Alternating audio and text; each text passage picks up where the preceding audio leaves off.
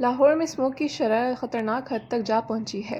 فضائی آلودگی ظاہر کرنے والے پارٹیکولیٹ میٹرز کی تعداد 504 ریکارڈ ہوئی ہے۔ لاہور کا فضائی معیار انتہائی مضر صحت ہونے کے باوجود یہاں معاملات جو کہ توں ہیں۔ نہ انتظامیہ کی سطح پر کوئی کارروائی ہو رہی ہے، نہ عوام کی جانب سے احتیاط کی جا رہی ہے۔ گجرانوالہ اور فیصل آباد میں بھی اسموگ کی شدت ہے۔ بھارتی دارالحکومت دلی 270 پارٹیکولیٹ میٹرز کے ساتھ عالمی فضائی آلودگی کی فہرست پہ دوسرے نمبر پر ہے۔ AQI کے مطابق پاکستان کا معاشی ہب کراچی آلودہ ترین شہروں کی فہرست میں 7ویں نمبر پر ہے۔ یاد رہے کہ گزشتہ روز کراچی دنیا کے آلودہ ترین شہروں کی فہرست میں دوسرے نمبر پر موجود تھا۔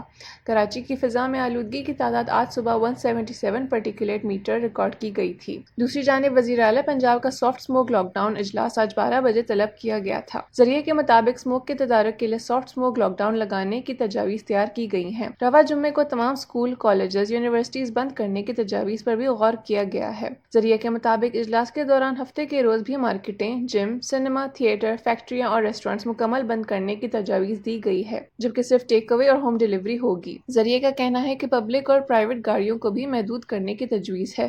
سرکاری دفاتر میں بھی آدھے ملازمین کام کریں گے۔ جمعے اور ہفتے کو سافٹ لاک ڈاؤن کے بعد ناکے لگانے کی بھی تجویز تیار کی گئی ہے۔ اسی طرح خلاف قانون کام کرنے والی فیکٹریوں کو بند کرنے، بڑے جرمانے عائد کرنے اور لاہور میں دفعہ 144 کے نفاذ کی بھی تجویز زیر غور ہے۔